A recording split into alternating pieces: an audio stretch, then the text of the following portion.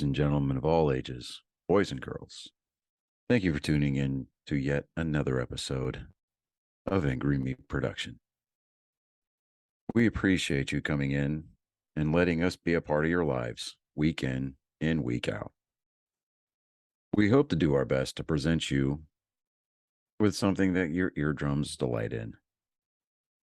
Whether you're looking at us on YouTube or Rumble, or listening to us on Spotify, Google, or Anchor, or any of the other podcast services that we are currently on or trying to get on. We thank you. And if you don't mind, at the end of every episode, stop by, leave us a comment, leave us a like. If it asks for 5 stars, we'll take 5 stars, even if you don't like us. 5 stars are what it's all about. With that being said, we hope you enjoy our attempt to make our advocation our vocation. Ladies and gentlemen, let the games begin. Welcome, Angry Faithful. This week on What the Hell? I've been wanting to do the news escapade with What the Hell. I mean, even though we get on it like we do the episode like once a month or so, but less frequently. Yeah, we got some big news. We wanted to wait until I think Johnny's wife's getting pony in on this the whole banking stuff, but we have a lot of other stuff we can talk about. So Trump's getting arrested. We live in eventful times. Is that how the saying goes? To paraphrase. Oh, we got Trump's getting arrested. Iranian drone bombs Syria, kills 7 U.S. I think it was like 4 soldiers and a civilian. And that was at I think it was like at I don't know. I think it was a base. Yeah, I think it was one of those air bases or something, small. It was something small. I glanced over it. I should have not just glanced over it. My in the morning, I get like pop-ups of a lot of stuff. But Iran is about to enter the find out portion of the FAFO equation. I thought we already did that. Yeah, I think we did. We already did that. Oh no, we've had kid gloves with them. Come on, man. You know that we've been extremely nice. And we was like, hey, we're just gonna kill one of your generals. Maybe it's going on accident. And so that was a warning. Like, yeah, we killed the dude. Okay, and that was great, and he needed it, but that was just a friendly warning. Like, keep that was the little swat on the toddler butt where it was like, they're still wearing the diaper, they don't even really feel it, but that was the warning. Like, listen, this could go a lot worse. That was keep fucking around, and they're still fucking around. So, okay, this is what's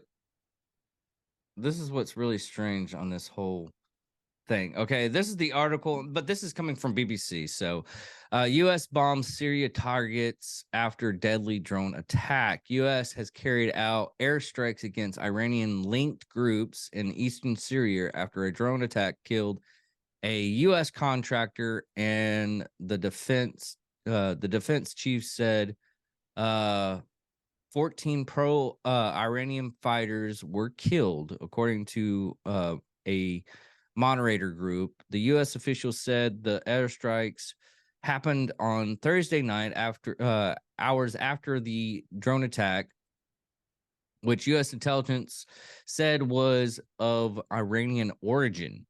U.S. bases in northeast Syria have come under attack before. Yeah. Here's the problem with that. Okay. It was 14 Iranian-backed fighters. If you're serious and you really want to make your statement, it's 14 Iranians inside their border. That's making a statement. Yeah. 14 Iranian-backed, they don't give a damn about anybody not Iranian. You don't care if you kill anybody that's not Iranian. Okay, there's plenty more where they came from. That's just money. You act like another. You're seriously saying that, like another country that tried to pull this stuff in Syria with like 500 people and a bunch of vehicles and everything, that wasn't. Hey, are you okay? Oh man, I seriously, Is it a cold? Whew, that was weird. That's strange. Is it a cold, or do you? I mean, allergy season because of the weather and everything, man. I mean, Pollen. it's been hitting me. Yeah, It's been hitting me pretty hard too. Russian pollen hit me. I mean, just regular pollen. Oh, okay. Russian pollen. Yeah, I don't know how they get over it. That if they use balloons or something like that. China uses their balloons, and then we just kind of watch them drift lazily across the country before we decide. Oh, you're done? Oh, okay, now we'll shoot at you down. Okay. Yeah, I mean, how many did we lose on that attack that Russian didn't do? Zero. Yeah. Still win. But yeah, let's entire company. Yeah. With one plane. Allegedly, we would have. It would have been one plane if we had been involved in that. Yeah, it would have been funny. It's like, who did they? Russia attacked with 500 people. They attacked this base. Who was on that base? Chuck motherfucking Norris. I believe that. I fucking believe that. They didn't have Chuck Norris and John Wick were having lunch at that base.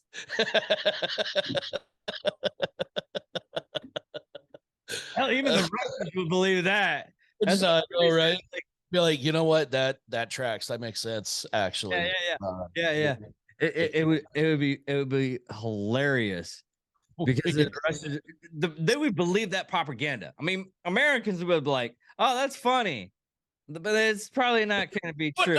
Got the joke. Like, what the fuck were you thinking? Did you not get the reports that Chuck Norris was at that base?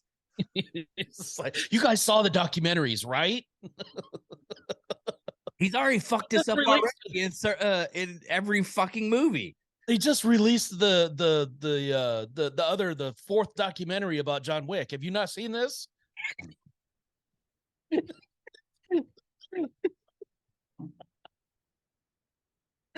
Oh God. What do we even pay you people for? Oh God. Oh man. Let's get rid of this article.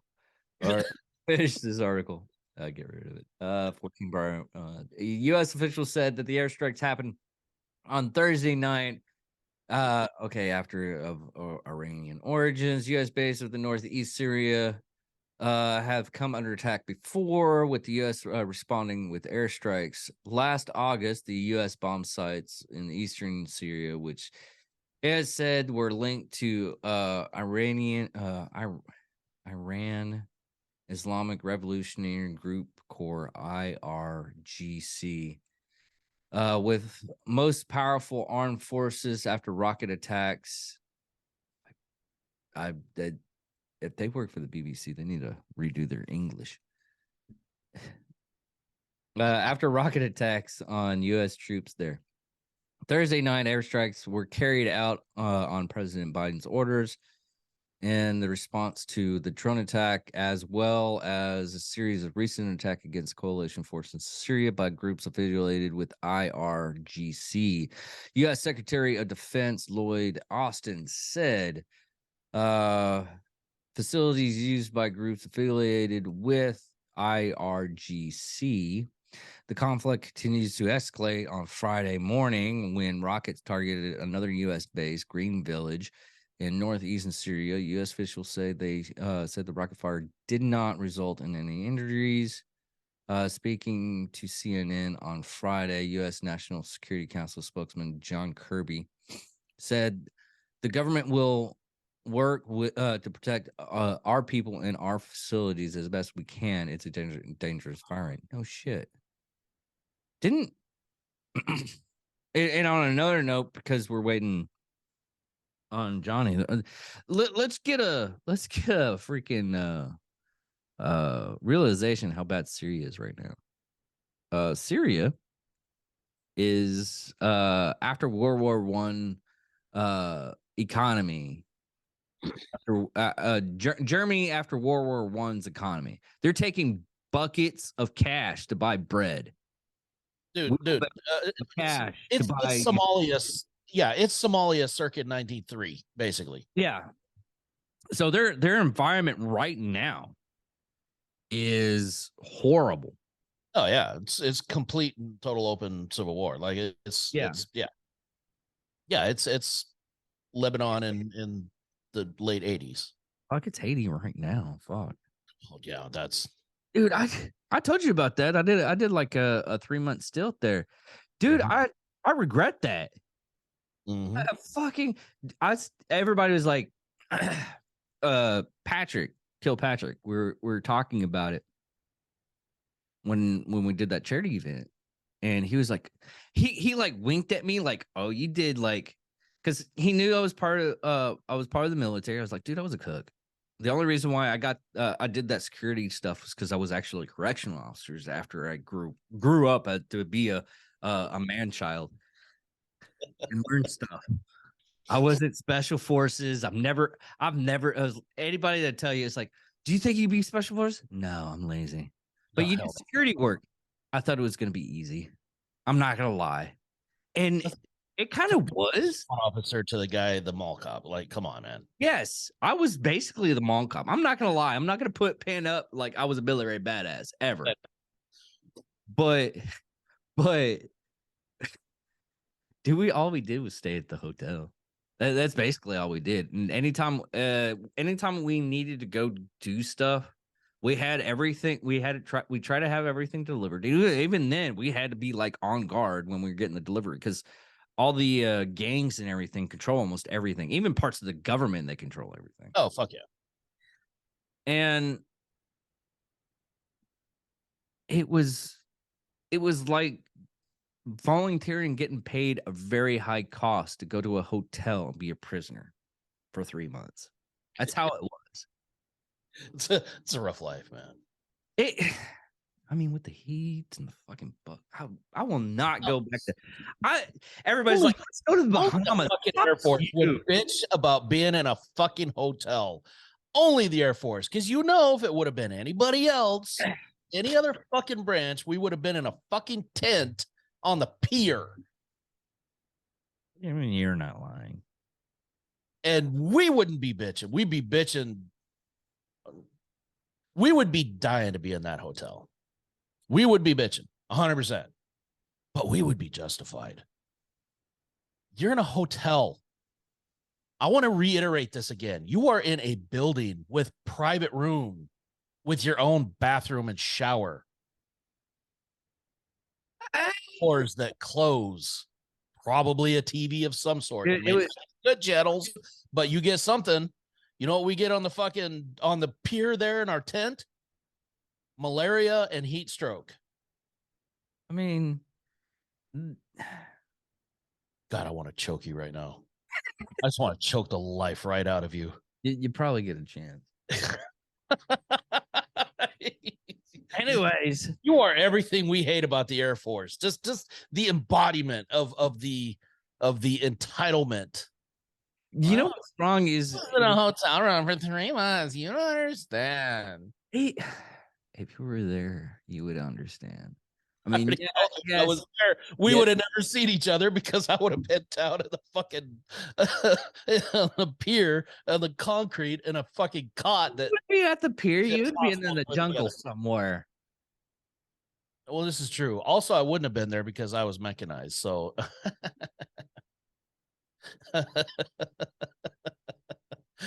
I'm not walking anywhere. Are you kidding me? Those 113s don't go in the jungle. Yeah, that's true. They do. They just don't do well. No.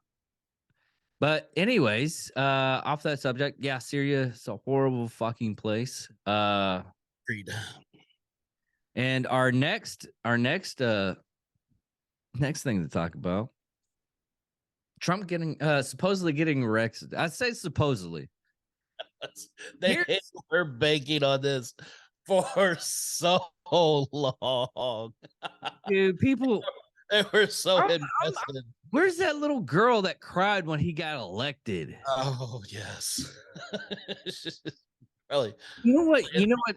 Watching all of the MSNBC and CNN coverage leading up to it, probably touching herself inappropriately. Yeah, probably.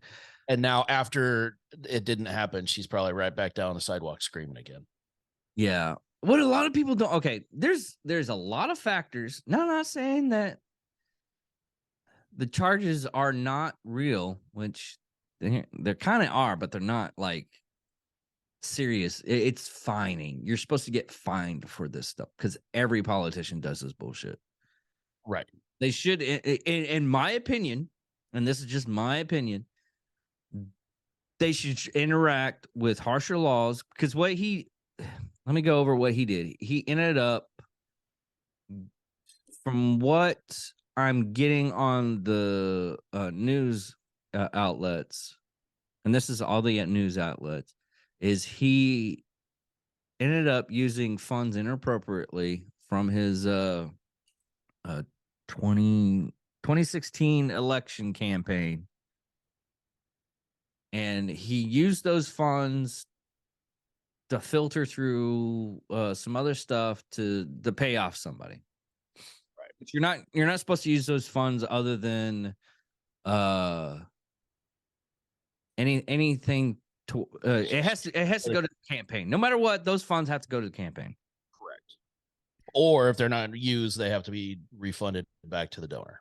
Yes. Now, in my opinion, he should have he should be arrested for that, but they don't have the laws in place to do that. It's a fine. Correct. And this is coming from a person that, wouldn't mind seeing Trump in office and again see, good gas prices to where it's almost $1. Correct. The problem is there it's like you said, almost every and this is not an excuse for him. This is almost every single politician has done something like this. You see it on both sides of the aisle. Did it during her time frame. It's happened over and over and over and over again. The problem is the response to him doing it was so out of proportion. Oh, yeah. Every other politician, it gets swept under the rug. But now it's like, see, he did something wrong. Like, listen, make it pay, do the fine. Great. Yeah, it's not even, it's screwed up. And again, he screwed up. He should be held accountable. I'm not against that by any means. Go after everybody else that did it just as hard. Oh, yeah. What gets me on, I mean, it's like the whole document stuff.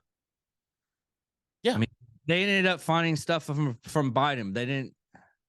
And it's, and I hate to sound this because this is going to sound like whataboutism again, but the circumstances were a little bit different with Trump because as president, you can declassify documents, which is what he did. And it's not, and Biden did all this as vice president, and all the documents that he took out of there were not his to take because he was not president when he got them. No, there's a reasoning why. Okay. There is a little bit of difference. However, no. It's all wrong. Here's the funny thing about that, though. I don't think it's either one of their faults. Oh, it was huh? I agreed. It was probably their staffers, but the buck stops with them. Yeah. Way that. And I found this out recently, just deep diving like I usually do into the world of the internet to gain knowledge and ultimate power. But it's the quick move. That's and it sounds ridiculous and stupid simple. It's the quick move. You grab shit that you don't like. Is someone probably is like, hey, Chris, are we taking this? Yes. Put it in a fucking trash bag, hand it to you, put it on a fucking truck, move the fucking truck to the place of the location, and you find out you have the fucking Holy Grail. Right. And I understand that. It's like, oops, shouldn't have fucking took that. How are we gonna get this back in there? You do have a point. However, in order for the, what was it, 17 boxes or whatever of fucking documents that they found, in order for all of that to be in a position to be swept up in that quick move, like you said, they had to be removed from somewhere where they were supposed to be kept. Oh, And they should great. have stayed there. They should have never left where they were taken from. So No, the fact I that it got totally swept agree. up in that is where the issue lies. Yeah, I totally agree with you on that. But it really is the whole fact of they need to have some kind of system. I know the government doesn't like systems that They are have a put in system in place. place. Just ignore No, it. that you're absolutely right. They probably have a system, but nobody fucking uses it. Exactly. And that's this, how you it- got all the bureaucrats and the staffers that are in there, and it's like, you kind of run the good old boy system. It's like, well, we've always done it that way, so just go ahead. Well, this is highly illegal. Nah, you're fine. Nobody will know. Yeah, 100%. That's what it was. yeah, guaranteed. And you're supposed to have How document many control. times have you done this in your life? So you should be able to follow the paper trail back to find out who it was, hold them just as accountable. But like I said, the buck stops at the top. Yeah, if it was one of us, we would in handcuffs right now. Are you kidding me? we would be fucking eating dick sandwiches for the rest of our lives. That's what it would happen to us. I mean, that's just a Wednesday for you. No, I just switched it to Thursday. I have to Thursday, you change things up a little bit. Yeah, I have to change stuff up because work schedule and everything now. But it's just ridiculous. I mean, that's what it comes down to. It's the entire But the thing news is that there's no accountability for anybody at any level of government. I don't care what side of the aisle you're on. If you're in like higher spokes of the government, like the White House, Congress, they take care. Unless you do something like stupid, like Talking about someone's luggage, right? But what happened to that dude afterwards? he's getting charges. He's getting minor charges. Some think tank out there is going to pay for his lawyer, is going to get him. He's going to have the best lawyer that money can buy. They're going to get him. If he does serve anything, it's going to be very, very low. And as soon as he's out, he gets a fucking speaking gig. He's going to be taken care of on this think tank. He's going to be given, a high level executive. That dude is set for life. Yes, I said dude. This happens all the time. You see this all the freaking time. It has to be a massive, egregious error. It has to be Monica Lewinsky level of fucking up and making the person, your patron, look bad. It has to be to that level before something really bad happens. Otherwise, you do the grand shuffle. It's the DC shuffle. Yeah. And it's, well, he's fired from this department and he's just moved over to this department, or he's moved to this think tank, or he's sent over here. They all scratch each other's backs. Once you're in the network, you are never out of it. You are forever taken care of at any level. Which is really sad and everything. But so that's why I say there is no accountability. It may happen on paper and they may say, this person is strongly reprimanded in this, file, or it's going in his permanent file, and he's fired. He's fired tomorrow, and he's never coming back to work here. But he moves 2 cubicles down, and he's in a different department and doing the same thing. I mean, he had the fucking nuclear codes. That's what gets me. He had the goddamn fucking codes. How many codes did Clinton lose during his presidency? Okay. Yeah. Exactly. Okay. Yeah, your defense is very strong. I'm like, yeah, it's yeah. I'm surprised we're still alive. mean, it really, It really is amazing when you get down to it. when you get down to it, you like, it's like everybody Especially when has you realize this. that there's 6 nuclear weapons that are still missing that we lost and never recovered. That's the US alone. Now imagine when the Soviet Union broke up and every one of those freaking republics and the stand republics had nuclear weapons stored there because they were the most empty and they were ripe for silos. Just gone, lost to the sands of time. That would be fucking hilarious. It's like, how did that little place that doesn't really manufacture anything got like a couple of $1 trillion now? How is that? They had nukes there. Yeah. Oh no. Oh That's yeah. kind of the dirty little secret that people don't like to talk about after the fall of the Soviet Union, which was a great thing. It was good. Oh no, there's one person that knows about it, and we sent shit. them back to freaking Russia. Yeah, there's a lot of shit that went down and after the fall there, and all these generals and Did they make a movie about it? About this guy called the Merchant of Death? I think he knew. Yeah. Again, speaking of dirty little secrets. Yeah. But what was it? And now, and talking about how government likes to screw people. VA, if you, and this is, it hasn't gone through yet, so we're still weighing on it. Luckily, they're still discussing it, but it's the fact that it's even being brought up in conversation at all is more. Let me bring it up here. Let me airdrop it to the big screen. Airdrop it? No, I didn't airdrop. Why didn't you airdrop it? There we go.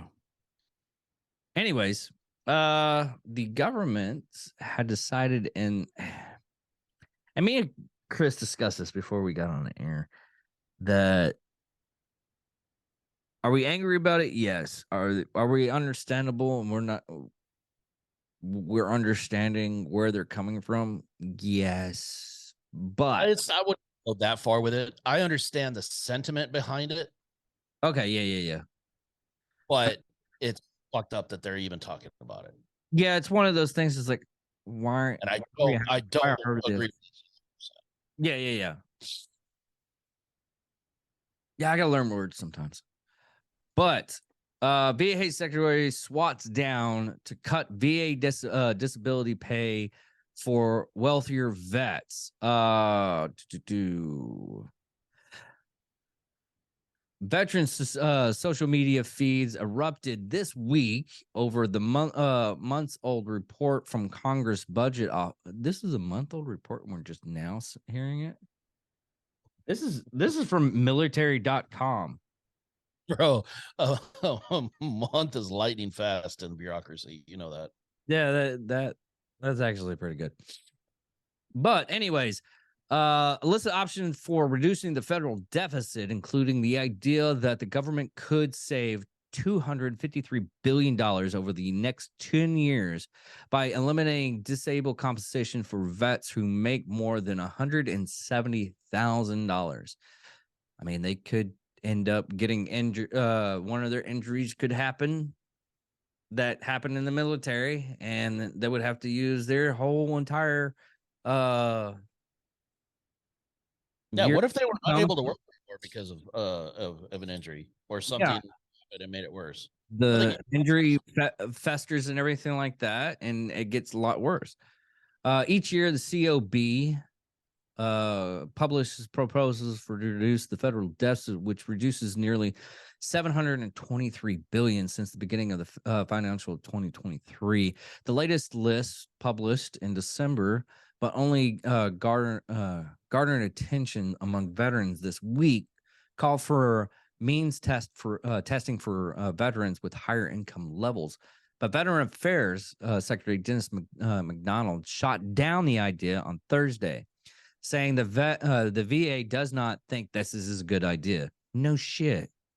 get a lot of people that you basically train to kill and say you're not going to pay them. I mean, it's not like we did that kind of thing like in World War One or something like that. Right. But anyways, yeah, just saying. Yeah, this exact situation did happen in World War One. Yeah, getting off topic.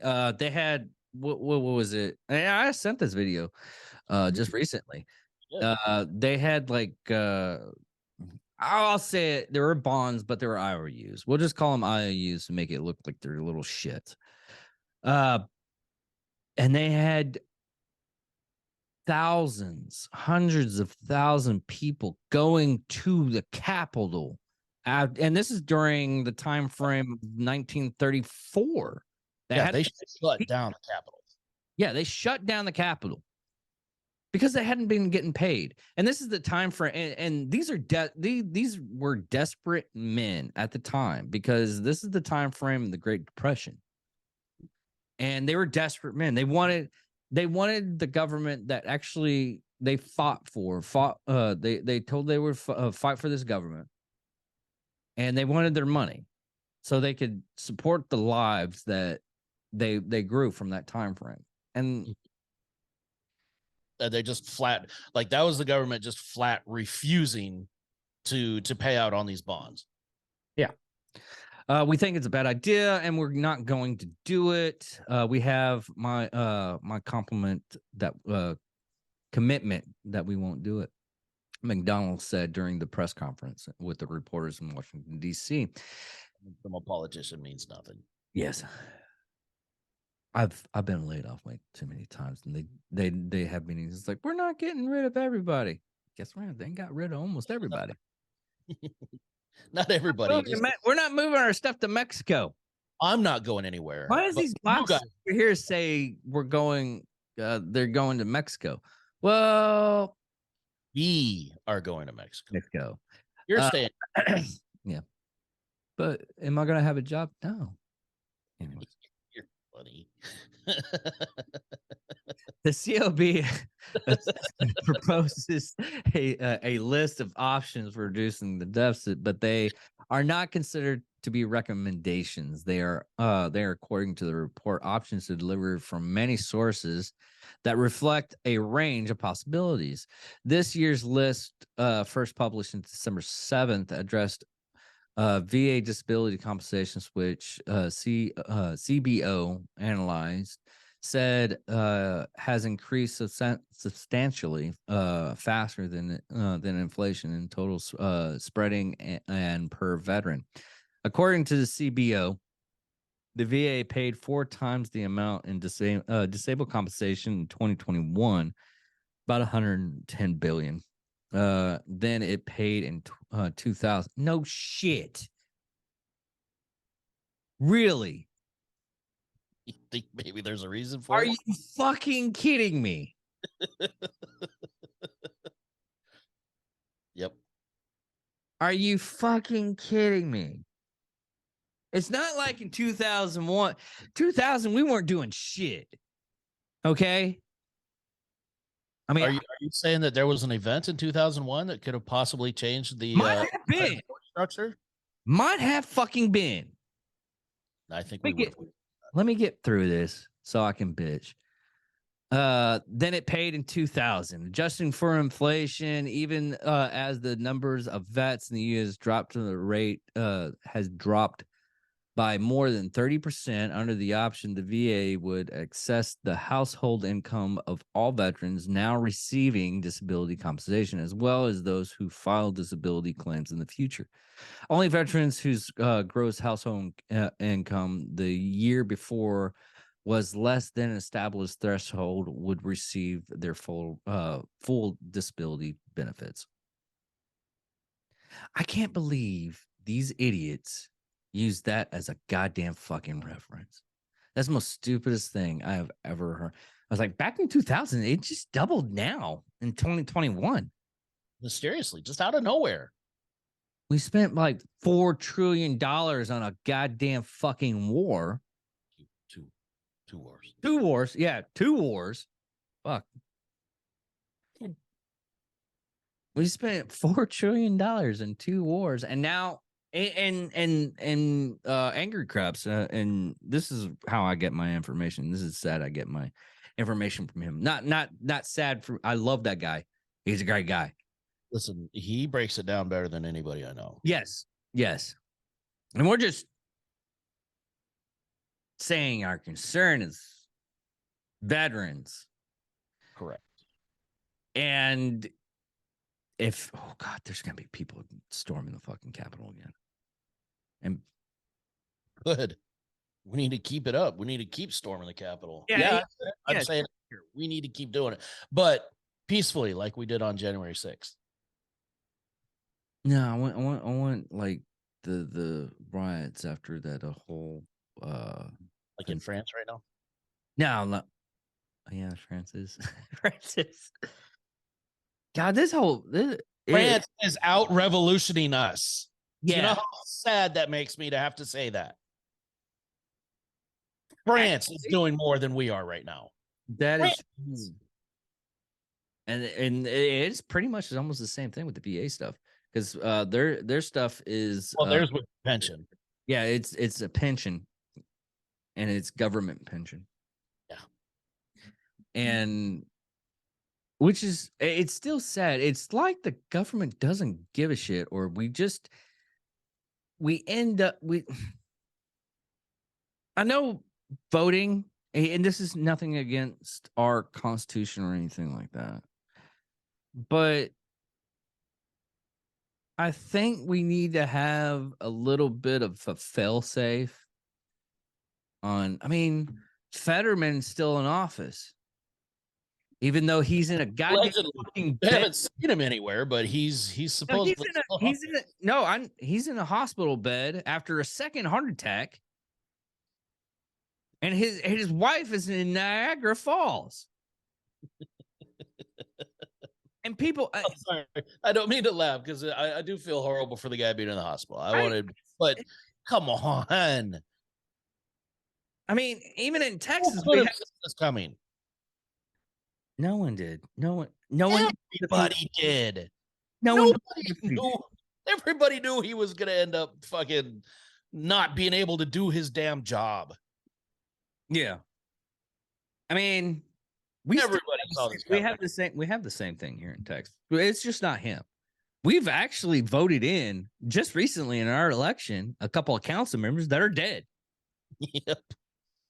Which I'm actually for because at least they can't do any damage. I mean, you're not wrong. You're very not wrong on this. I Very, prefer Very not wrong. I prefer my politicians to be dead. Yeah. Now, saying that, or non-functioning, I prefer non-functioning. Correct. Ron Swanson motive. I prescribe to the Ron Swanson school of thought on government. Yeah. No government interference. I do what I want. Mhm. I have a permit. I have a permit. I'm gonna write up a permit. I can do what I want and put it right there. I'm just gonna make a bunch of business cards and just as soon as somebody starts saying something, I'll just pull out a card and just hand it. I mean, they are cheap. They're not expensive. Dude, you can get business cards printed out for next to nothing. Yeah, like $15. Oh, hell yeah. And get like 300 of them. Yeah. That's good. I should do that. I'm gonna deep dive on this, and we're gonna swerve that train just like in Ohio. And it's gonna derail just like in Ohio. and the stuff is like almost chemical warfare stuff. Just like in Ohio. I see a theme. But I've actually seen like the fancy business cards, how they're made and everything. They still use like stuff that is like 1890. Mhm. And it's fantastic. It's talking about like those from what was that movie, American Psycho with Christian Bale? No, I'm talking fancier. Oh wow. They're the business cards are about that big. They're almost coaster size. Oh nice. But they're just they're so beautiful and eloquent, and they're made like very, very slow. So you're getting like uh they go off on like the card stock that they use. I mean, like American Psycho, the card stock, the emblems and everything. Right. Hand embossed. Yeah. I mean, they're so beautiful. They're artwork in themselves. It's basically you're handing somebody your number on artwork. And they're expensive as hell. Yeah. You know where 90% of the business cards of the world end up, right? In the trash. Exactly. That's why I will never pay more than just dirt cheap prices because nobody reads them anyways. Yeah. I still got I got Patrick's number and he gave me his number. I need to call him and get him on the show. But I got his number and his is like super, super fancy. And then I had him mine. I was like, yeah, just call me whenever you want to talk or whatever. And I'm looking at his and then looking at mine. I was like, and then I was doing that whole American Psycho thing. It's like, oh, he's way better than me. And then I just realized it's like half these things get trashed anyways. Fuck that. No, I'm not gonna spend that much. That's why I like mine for the fund actually looks really cool because it's black with yellow lettering on the back. It's got the black and yellow American flag. It's actually pretty cool, but they're still dirt cheap. Yeah. Because I know I'm not a fool. Man, nowadays it's like I got You have an app that will manage all of your contacts and your business cards and all that. You just scan them in.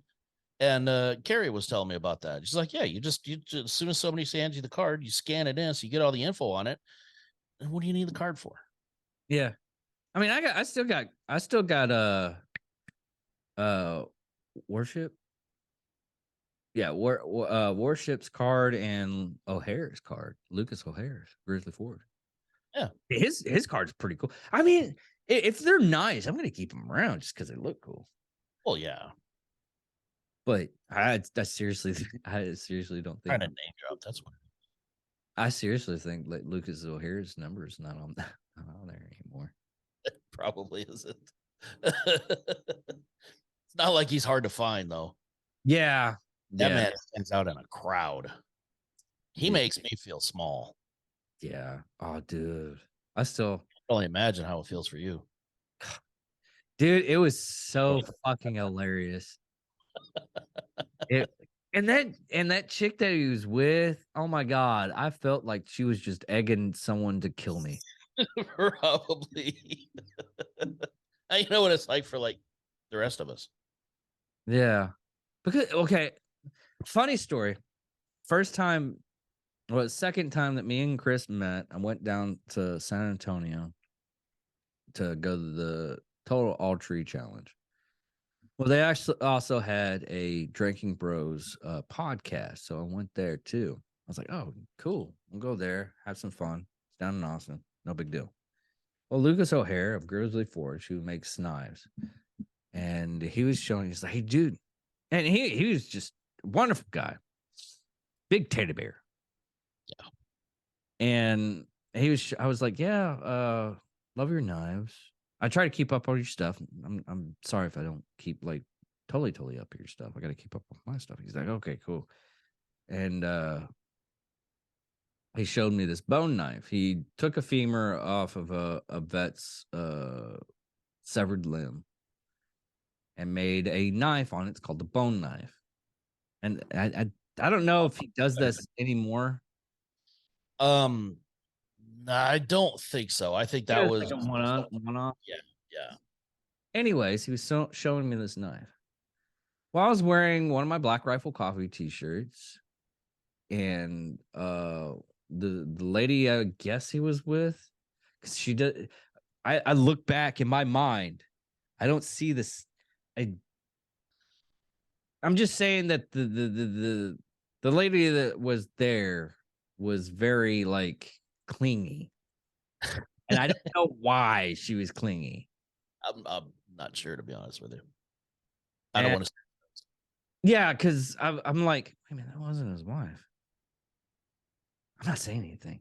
This didn't happen any fucking more. But I keep on telling this goddamn fucking story on this podcast. If Lucas O'Hare ever watches this podcast and and I inadvertently make a divorce happen, this was not this me. happened down by the road a long time Remember, ago. Lucas, you and me are buds. Like I've had your back, dude. Yeah, it was like, sorry. Yeah, I could see you standing over me going, sorry about this, bro. Dude. Got here first. I'm I understand, man. cool. I'm the cool one, remember? I'm the guy that talks to you. Sorry. I helped you move. Maddie and me, remember? It's good memories. No, if it was me, I would have been like, I had a good life. Fuck it. I had a good Make sure you drink from my skull every once in a while. That's all I gotta say. But anyways, so he showed me this bone knife. It was gorgeous knife. It was a beautiful knife. And it had a leather loop of a pinky toe, the guy's pinky toe too. Beautiful knife. I was going, oh, cool. I didn't say, oh, cool. I was like flabbergasted. I was like looking at the grainage of because he put it in acid and made it look have a Damascus steel look on it. And I was looking at the grains and I was asking questions like what kind of steel did you use? Is it 440 or did you use like some other kind of steel from somewhere else, like bearings, railroad ties, they do all kinds of stuff. And we had a conversation about knives. I'm a knife guy. I like knives. Anyways, so this chick comes up. I don't know exactly if she was with him or not. I'm not like 100% anymore type of thing. But at the time, my realm of thinking was she's with him. She was gorgeous. So she's with him. I've looked in the mirror on this one.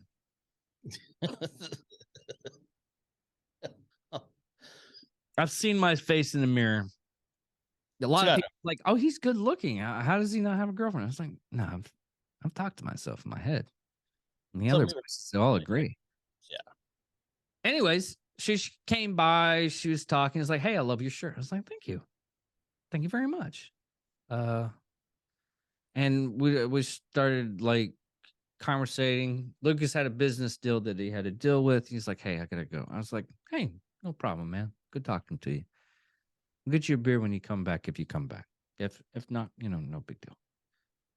He goes, and she is fucking clinging on me. And my realm of thinking is this bitch. The boyfriend's just walking like 5 feet from him. Like, he can still see us, right? Yeah, it's like right over there. I mean, he's staring right at me, giving me the dagger eyes, which he probably made himself. I don't want to be in this man's catalog. I just don't. It's one of my things.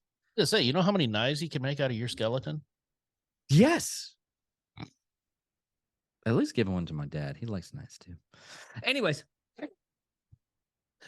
So, and she's like, I love your shirt. I was like, bitch, he doesn't have to be in the fucking same goddamn fucking zip code to take me out. Just for a safe thing. If he came back and got upset at me, I would literally look him in the eyes and tell him, it's like, listen, we're in a really weird spot right now. I'm going to go on in that corner and you let me know when I should stop beating the fuck out of myself. Because I think that's a safer bet. I think it would hurt less if I do it. Yeah, it might hurt less, but I still will be able to come back from it. And I had a friend there. Right. Like, back me up. And he was looking at me and was like, no, We're not doing this, Dave. I was like, I know we're not doing this. It's like, how do you do this, Dave? I don't know how I do this. Couple finds me. What can I say? I'm special. It really is.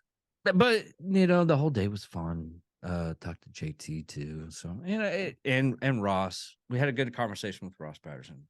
And so it was a fun day. Let me Mostly. And then, I missed all of it because I was sitting there working. yes. I was working the booth. I know. That was horrible. Man, I was drinking beer, relaxing. That was another thing that pisses me off. No. Listen, I didn't say I wasn't drinking beer. I said I was working the booth.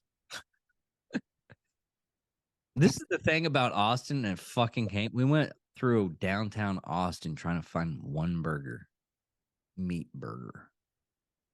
You know how hard it is. Burgers. You'll find a shitload of burgers. You know how hard it is to find an actual meat burger in fucking downtown Austin? Worth eating. Worth eating. And you got to have like two things. It's almost impossible. Yeah. I'm just impressed you actually made it through downtown Austin. I had my Glock. Actually, no, I had my That's enough to get you fucking canceled in that city. no, I had my SIG. The SIG you could notice. Glock you won't notice. Yeah, that's enough to get you fucking jumped. My SIG is freaking huge. And the only reason why I wear that is because I want to be noted. I want to be noticed in a bad way. Yeah. I want a part. You know that I know that you know. Yeah, it was like, yeah, fuck off. That's what that sign says.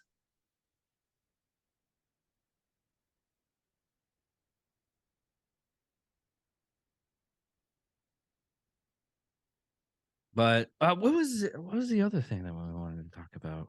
We did the Trump. Oh, that's another thing that scared me right now. And it started scaring me as soon as they started doing it, is the AI generation stuff. I was scared like during like 90. When did The Crow come out? And they had to have that Oh God, what was that? 93. They had that lawsuit in 93. 95, something like that. Yeah, they had that lawsuit in 93.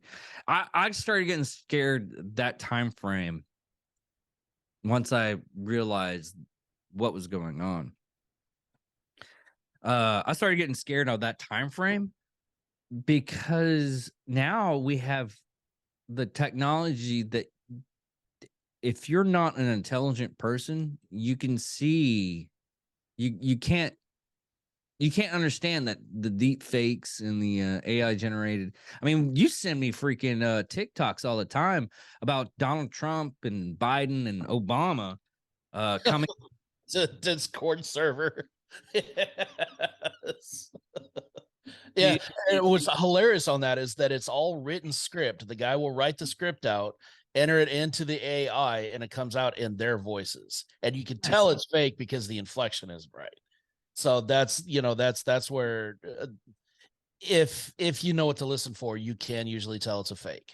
But it's getting really good where it's almost hard to be able to. You need to have a healthy sense of skepticism, which most people have not developed, because you need to have, in order to have skepticism, you need to have cynicism, and that's being ground out of this society.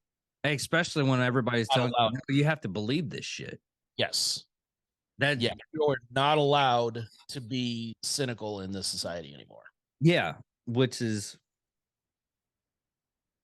by design, I believe. Yeah, because you then you're start believing the propaganda they keep on pumping out. Exactly. Accept it at face value. Yeah, and it's getting to the point where, I mean, right now we were talking about the arrest, and we're going back to that. We're doing a callback, but the photos that are on TikTok that came out, they're getting by the time it was only like a couple of hours, but by the time they fully came out, I think about close to about 70 million views of these photos, or likes or whatever they did to get the analytics. When they were in there, we reported it, and they reported it early in the morning, like 1.7 million. And this is on TikTok, not TikTok, but Twitter. And I look, I glanced at the photos. Not gonna lie, I glanced at the photos. I was like, oh, those are fake. Yeah. And this is coming from and mind you, this is coming from a person that took photography, and I can see like the elements of the shadows and everything. And I can pick that up, see if it's fake or not. I was like, no, that's fake. But there's some of them out there that I'm like, you'd have to run through a program. Right. Because they're that good. The person takes, I mean, you can do a deep fake within like 5 seconds, a couple of clicks. Mm-hmm. But if you do a deep fake and you take about 3 to 4 months, you have to be a person that is an expert on that stuff. Yep. So it's like Judge Dredd with Sylvester Stallone. They faked all those pictures. Like that's kind of where we're coming to now, where you can't even distinguish until you start breaking down. And now being digital, you can get into the fucking code of the actual image and being able to see what's been manipulated. Which I'm surprised that we haven't seen anything like that yet. Or no, we haven't found anything like that yet. I mean, there's so many conspiracy people out there that like they get that red string and they just cover the wall and shit. And I'm just surprised nobody's like come up with like, oh, this because they did the black and white one with his wife. What was his wife's name? Miranda. Starts with M. Margot. Anyway. Melina. Completely. There you go, Milana. There we go. It's drawing a blank too. There's a black and white photo of her like screaming at the cops and everything. Like, oh no. And because it's black and white, it's all you have to do is like work on shading and everything. So it's a little bit easier. So well, that's the thing is that people will believe it because they want to believe it. And that goes both ways. It's called Wizard's first rule. Yeah, it comes down to, you know, it's almost information bias, because if it fits within your frame of belief, I guess you could say, then you're much more likely to not question it. Have you ever read the Sword of Truth series? No. Okay. First book in the Sword of Truth series. It's good. It's a good series. Check it out. Really interesting. Sword of Truth series. First one that comes up is the Wizard's first rule. And I've said this several times. I think that's the reason why you get the initial thing off that. Was the Wizard's first rule is people believe in a lie if they fear the truth, or believe in a lie and fear it might be true. And it's one of those things like, oh shit, that fucking makes sense. And it happens way too often. Once you start like deep diving in some of these literary works, and the guy's like a blatant liberal when he was alive. He passed like a couple of years ago.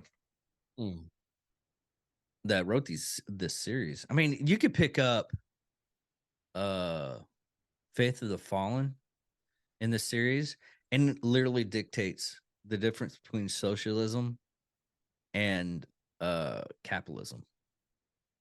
It shows how you get rich from how socialism destroys stuff, and how capitalism can actually, which unless you're going to, you know, any college campus, and then they would just scream at you and drown you out, and cancel you. Especially if you go to, like, what was the last one? It wasn't. I can pick up campus anymore, dude. Yeah, but specifically the one Pacific, was it No, it wasn't Stanford. It was one of the ones in California. It wasn't Stanford. Start with the B. Berkeley. Berkeley campus. Oh, it's Berkeley. Those idiots, like, oh, these words right now are now trigger words. And like, what? And Yeah. I looked at some of them and And they're being removed. It wasn't just we're going to put these out. No, this is we're removing these from all curriculum. They're even going in and changing. This is why, I'm starting to drift away from digital books, ebooks, and going to paperbacks again. I'm going back because they're going in now, and this language that's problematic in ebooks, they can go in and change it, and you can even change it on when it's already downloaded on your device.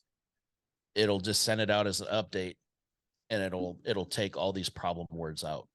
fucking hell, So I they're just got going back now and changing words in books that were written decades ago, and it's like, well, this word is problematic, we can't use that.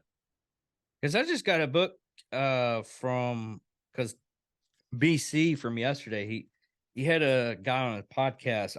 The book's called Autobiography of a Recovering Skinhead. And I just downloaded it. And you saying that's kind of fucking, now I gotta buy the fucking hard copy. Keep an eye on it. I guarantee if you go back and read other books, you're starting to see a lot more of those. I've seen articles pop up about that now, where these publishers will get a list of problem words or problem phrases. Like, instead of talking about mothers, you're talking about birthing people. You're talking, it's not breastfeeding, it's chest feeding. And they don't have to go back and talk to the author or the publishing company. Publishing company is the one doing it. So they'll send it out as an update over the ebooks, and it changes the words. And then any new printings that come out will have that. Fucking hell. Yeah. Fucking assholes. They're going back to books like where the author has already passed. I wonder if they did that with the Huckleberry Finn. I would not be surprised if it's already happened. I know there's been I've seen a lot of publishers that keep talking about it, about removing problem words and problem that are you're removing history, and you're already doing that with just censoring. They always do that. Not allowing the books into the realm of thought in these campuses anyways is already, it's already silencing them. Yeah. I mean, I was talking to half a step away from book burning at this point. I was talking to a coworker that just got out of high school, and I was talking to her, and I don't know her father. He works with me too, and we don't see eye to eye on a lot of stuff, but we see eye to eye on a lot of stuff type deal. Yeah. He's a little bit, too right wing for me. Mm-hmm. Love the man to death though. Yeah. And me and his daughter were talking last time I was on shift, and I was like, yeah, this is happening. This is happening. She's like, well, this is how. I was like, she was like, you would have a conversation with a lot of the people. I was like, are they going to college? And she's like, yeah, well, they're getting indoctrinated. They're joining a cult. Yes. And she's like, you're just putting it out there. I was like, yeah, that's how it happens. I've reviewed cults. I've reviewed stuff that what causes cults, how to stop cults, how to when I deep dive on stuff, It's like, how do you stop this? How do you look at the verbiage that they use, you look at their methods, you look at the way that they operate in these college campuses and the administrators that are there and these other groups that are on the campuses, they are engaging in cult-like behavior. Oh yeah, exactly. Everything that I'll even call them victims that are coming out are showing signs of classic brainwashing and programming. They have been programmed. And you hear this from people that have walked away from it. So you get the, the hashtag, what is it, leaving the left or any of those. And you listen to some of the like their waking up moment where they realized exactly what was going. They break their programming. That's even the way that a lot of them put it, is I broke the programming. And what's really sad, the only way that this stuff is actually going to, well, there's multiple ways that this could be stopped, but the actual thing I'm seeing right now, the only way I could actually see that this actually, stopped dead in its tracks, if it actually, we ended up being in Demolition Man. Which is where we're going. Yeah.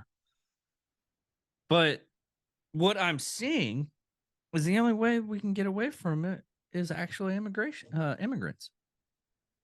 Yeah, People that have actually lived in these harsh countries are the most vocal of going, what are you fucking doing? Exactly. And a lot of them, I just got away from Cuba and you're wanting to put the same bullshit here. Fuck you. We're taking you down. exactly. A lot of them come across as more conservative than even we are, because they've actually lived in this. And they're like, you fought to get out of this kind idiots. of, they're not going back. Right. They're like, we left where we were, and be it, the former Soviet Union, Russia, any of these, like, they tell you all the time, I see it going this way because this is where I grew up in. There was a guy I used to talk to that was he moved here from the former Soviet Union, and he's an older guy, and he tells all the time. There are all these stories that he would tell about the things of the system that he lived under there, and then coming over here and listening to our politicians and being like, I've heard that before. I've heard that before. This guy would talk like this. This party apparatchik would talk like this. Yeah. And he's like, I see it. This is where you are going if you don't change your ways. And I've heard people just shout him down and just, whatever, man, you don't know what you're talking about. Like, I was talking to this Russian chick that was doing the same thing. She's like, I don't, because we had a good conversation. She was actually with somebody, wasn't talking to her to pick her up or anything like that. But I was having a good conversation with her, and the conversation ended up like this. It's like, how is it that you other states and everything? She's like, I've been in Texas is totally different. You trust way too easily. It's like, what are you talking about? In Russia, we hate we don't trust you. It's a process for us to trust you. Texas, you trust automatically. I was like, well, I hate to tell you this right now. We trust, but once we lose that trust, you lose us. Yeah. We're fairly easy going, but it's I'll be honest right here too. Crenshaw's heading that way. Mm-hmm. Especially because I caught his little segment on the TikTok hearing yesterday. He sounded like a lunatic. Yeah. I was extremely disappointed because I had hopes for him. I really had hopes for him. There was a lot of people that had hopes for him. I had hopes for him too. I was with you on that. I think that bomb rang a little bit too much in his head. I think it's starting to show. Yeah. No, he's definitely gone as far as he's going to go with that. Yeah. Which it's one of those things is you actually need to talk to the person to understand a little bit easier, but yeah, it's still one of those things that, I mean, he's on the fence with everybody else that's using Congress as a cheat sheet for stocks. So which I need to start looking at that website that I keep on seeing pop up to start buying stocks of the ones that Congress is having pushed through. I mean, dude, there's a bunch of them that will actually track what the Congress people are buying and selling And they're like, if this is because it's all the public information. So they'll find those ones where they're hitting them real big. And then they'll say this is tied in, and look, this legislation is coming up here, or this contract is coming due, and they're buying in on it. And you'll see every single time they're winning every single time. So you can't tell me they're not using insider information. If anything, we'll go over it and then we'll get her pick on it because it's coming up to almost 7 o'clock. Yeah. She is on the way, by the way. Yeah. Drop the kid, so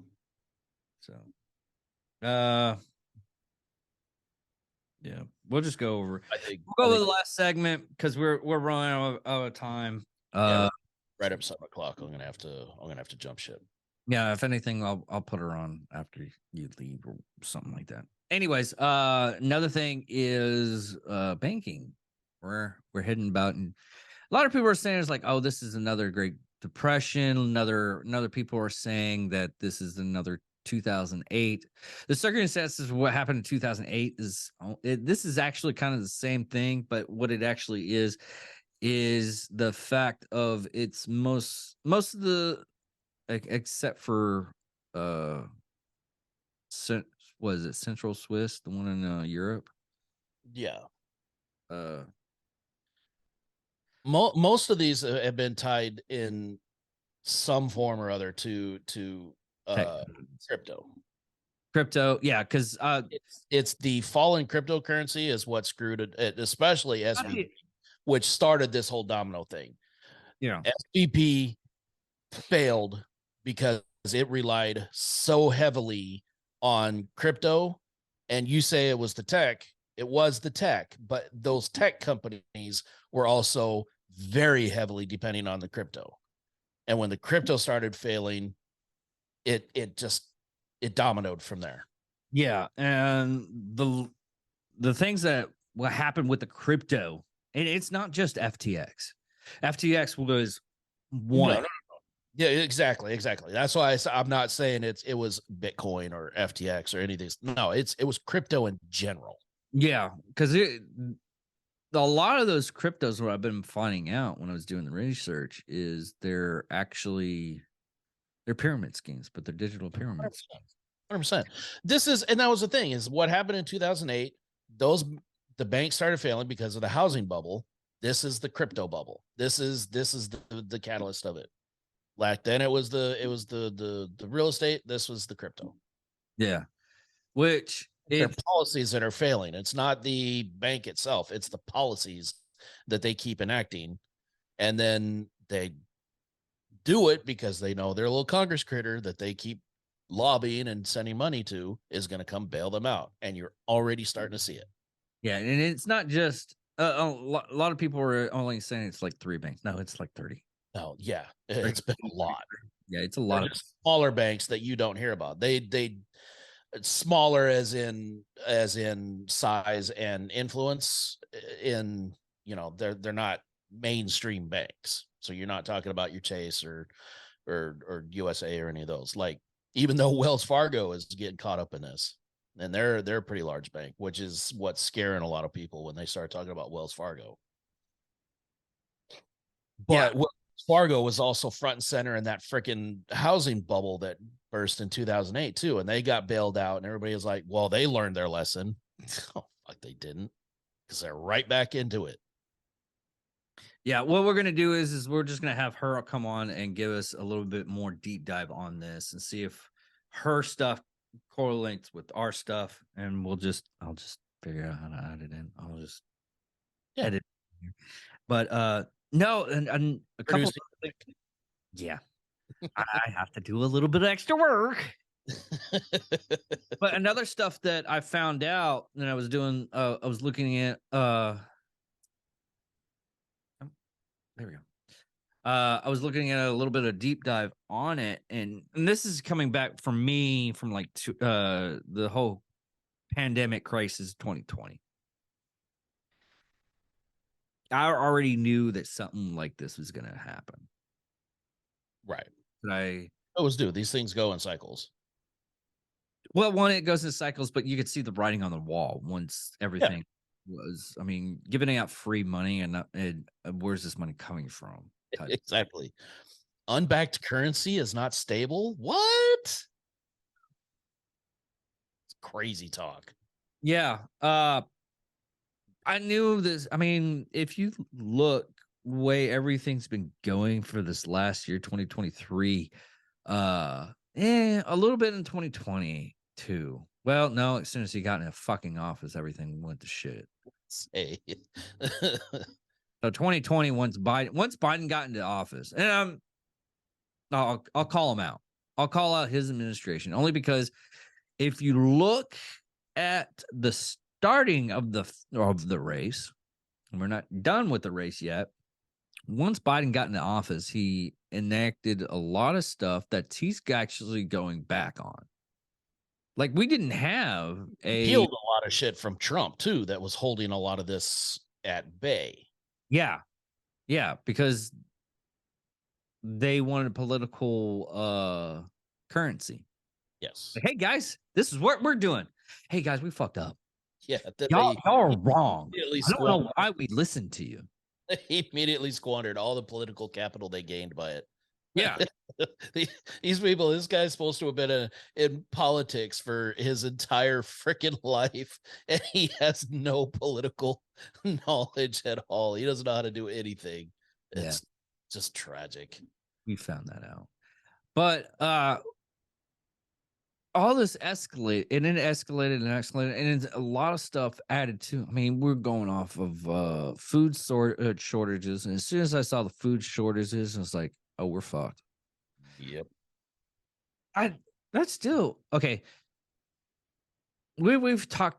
I think we actually talked about it this week about Russia coming over here, and that's what stopped them. The whole Russia was actually stopped by grocery stores because they went into the grocery stores. Like, yeah, you're just yeah. We're talking about defectors and stuff coming over, and yeah.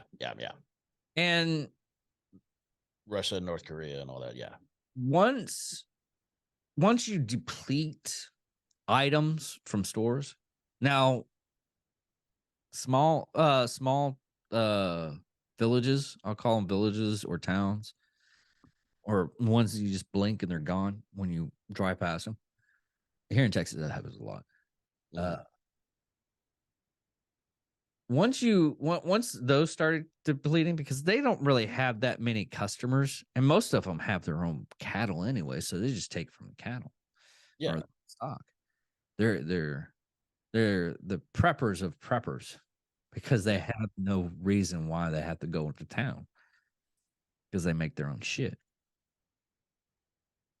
Once they start depleting and they're having problems, and they didn't have that much problems. I had a guy who's like, "Oh man, I couldn't go to the store and get pork chops." Oh, I got pork chops. How much you willing to pay for it? I was like, I don't know. How much you willing to sell for it? That's how you bargain here in Texas. Exactly. He's like, "Well, I had good guy credit." I was like, "You're a good guy. You don't cause that much trouble, so I'll go ahead and give $5 chop." And I was like, "Okay, this sounds decent enough." I was getting scammed, but it was, and I'm not. I thought I was getting scammed. Fucking chops are about that goddamn fucking big. Oh hell yeah, dude!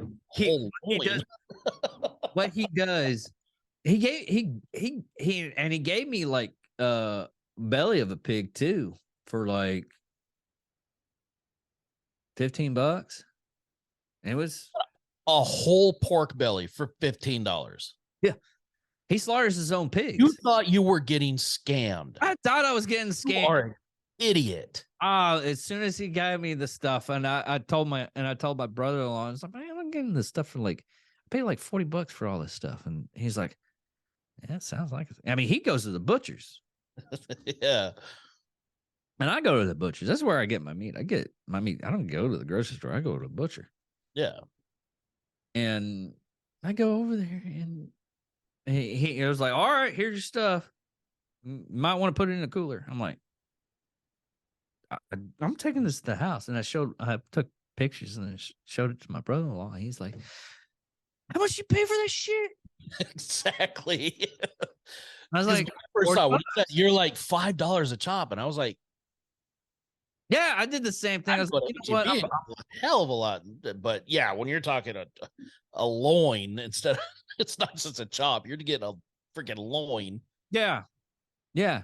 and a whole pork belly. Man, that thing that pork belly alone is going to be almost $40 at any grocery store. Yeah. So I had bacon for a long time. That's what he does. He slaughters like 4 pigs for a year. Oh, that's That's all he stopped eating like beef. But yeah, once you stop like once you start seeing all these patterns that are going on, you're like, oh, this is, I mean, we had a beef crisis, we have chicken crisis right now, we have an egg crisis. I mean, Easter's coming up, and I'm looking at the prices on them. They've actually gone down a little bit, but $4 for a 6-pack of eggs or a dozen eggs. exactly. I mean, fucking hell. But it's getting to the point to where I think after all this stuff gets settled, maybe next year we might actually go up. But from what the government is saying, they're not getting them. What was kind of interesting is they have a relief now for banks, so it's not coming from the tax dollars. So these banks are getting governmented bought, and people were getting their money. The thing about it is I've actually, and the process is actually interesting. Someone from the government or FCC goes to the bank, telling us like, "Hey, y'all are fired, but we still need y'all to work for a couple of weeks so we can get everybody their money back." And that's the process. It's like, y'all fucked up. We're taking over. Exactly. That was hilarious. It's hilariously funny though that it's like, oh, you screwed up, so the government's going to come in and take over because you guys couldn't do it right. It's like, you guys think you're going to do any better, Dude? I know what the price is of. I know how many Cinnabons you get for $10,000. I'm right. poor. I've always been poor. I'm high poor now. Yeah.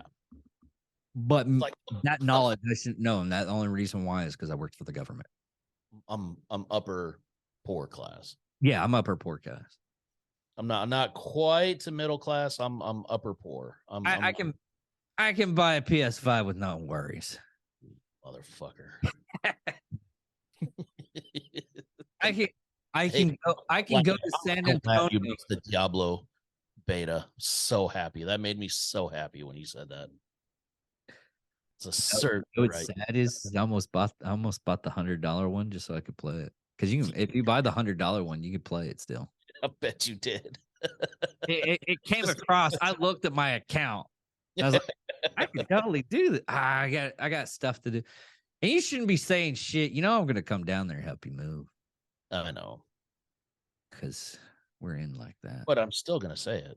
Yeah. It's like, you're a motherfucker. Could you move that over there? I will say the shit while you have my stuff in your hands, carrying it out to the truck, and I will still be saying hateful things to you with all the love in my heart. I wouldn't expect not a lot. There's not a lot there, but there's just a little bit left. I would not expect less. Yeah. I would. That's how you know I like you. I'm at the stage right now, and I've said this before.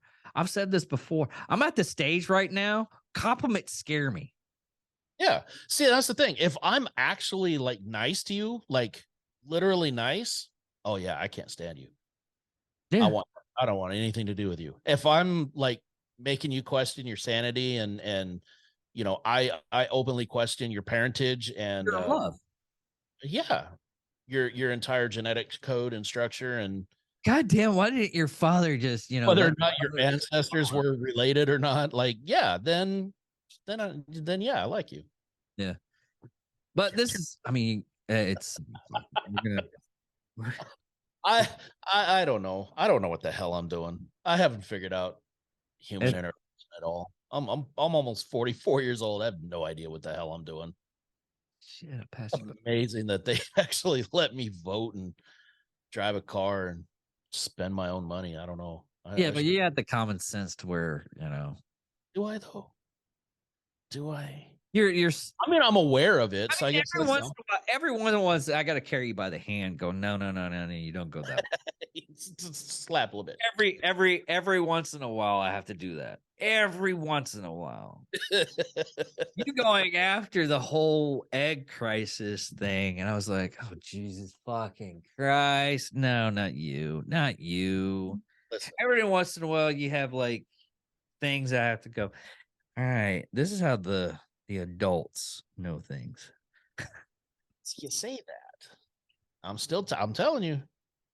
I'm saying I recognize patterns. It's pattern recognition. I see the patterns too, and we're in a big. I mean, I got $100 in a certain company right now. I'm just saying, and the only reason why I have that right now is because I put into it recently because it got really low this week, like $4 a share. Yeah.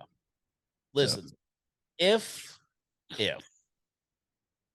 oh yeah, that's another thing that if they hadn't had this hearing to get rid of TikTok this past week, I would be more willing to look over all the other patterns and everything that I've had. yeah. Like, realize that where everybody is talking about all this, And what's really what sad platform is is to talk about it? They're yeah. using TikTok, and now all of a sudden they want to get rid of TikTok. That's not raising any red flags. Come on. Yeah. Another red flags is the way, I mean, Facebook, you can get you can do Twitter. They're gonna do what Twitter did is authenticate. You can get your blue check mark now, everybody, just like on Twitter. Exactly. So what was hilarious to me, and I laughed for a good 5 minutes, was this one idiot that was on there that was asking about whether or not TikTok stores GPS data. Well, I think all social media companies do that. Yeah, exactly. But we're worried about if TikTok does it. Are you storing? You're telling me Google doesn't store and sell our GPS information? They've literally been caught doing it. Yeah. I mean, all the stuff that Google in there and the CEO of Google over there answering these questions. Why are they not talking about banning them when they've literally done what you're worried TikTok might do? it's not like we have a company that existed that conked out like MySpace that's been doing all this and getting caught several times. Yes. They all fucking do it, but they just like they should have had these regulations in place once they caught Facebook doing it. Yeah. Honestly, I've always they had Facebook, but even the entire time that they had Zuckerberg in front of Congress, at no point was anybody talking about banning Facebook.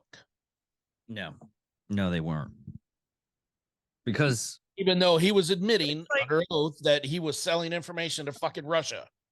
It's okay. It's kind of like they had like a person or a letter group backing them. Not sure what those letters are. I mean, I think it's 3 letters, isn't it? Yeah, I think it was like a 3-letter word type deal, like female body inspector. No, I don't think it was that one. No. No. I mean, it's not like all of them have been like sucking that cock off the FBI. Government cock must taste like great A shit. Great. I mean, it must be like taking in from the nectar of the gods. must, because there's Or so many. or it's my whole you're so rich that you go back to like shitty stuff to where it tastes so horrible. Retro. Yeah. It tastes so horrible, but you're so rich and you're so surprised you're still getting that cock. Mm-hmm. It could be like this ugly person, this ugly man. It could be So then it's the pretentious, oh, I'm getting cock because you can't afford it. yeah. So nobody wants it. Yeah, It's but like you that. couldn't get it if you wanted it. It's like that what was it? That $300 coffee bag that Catch comes it. from like I've actually tried it. huh? There was a guy at work that actually bought enough to make a Rose. no, he did a pour over. So he made enough to do like I think it came out to like 2 cups coffee. And just that cost him $70. And it was like 50 grams. And it cost him like $70. Because he's like, I want to try it. And I happen to be in the sample pack. Yeah, I happened to be in the office that day, and it came out. Like I said, it was a full cup and a little bit extra, and he was giving out little small samples to people that were walking by. I mean, it was coffee. It wasn't like they keep saying it was all the be all end all. And this wasn't a guy like we didn't run it through a Keurig or anything. Like this is the guy that's in charge of all of the retail product development. So he is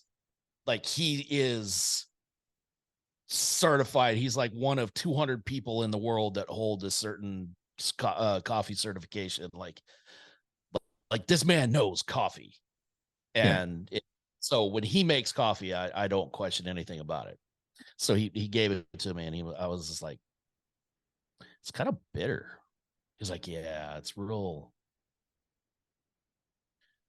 What's the word I'm looking for? Earthy. Yeah. It damn sure ain't worth $70 or $30 a cup or whatever the hell it actually retails for. It's not worth it. But he's probably saying that is just the pretentious wow factor of coffee you didn't. Yeah, and I think that's where it's coming from. Honestly, my Black Rifle coffee. Thank you very much. Yeah, support the fun. They need help. I'll need help. Yeah. But no, it's. Are they there? We'll go ahead. Yeah, she's supposed to text me when she gets. We're gonna go ahead and end this now. Yeah, we can probably jump on. But anyways, everybody, thank you for listening to all this shit show. We'll come in tomorrow, and I'll probably end up having to edit this out. I'm just saying bye to Chris at this moment. And we'll get in with Mandy on the rest of the banking stuff. And we're just adding in our opinion because Chris is not going to be able to be available tomorrow because he's dealing with his kids, dealing with it, saying it's a bad thing. You're having your kids visiting. Enjoying the time with my children. The spawn of my loins. Yes. But anyways, love you, Chris. Talk to you later, man. All right.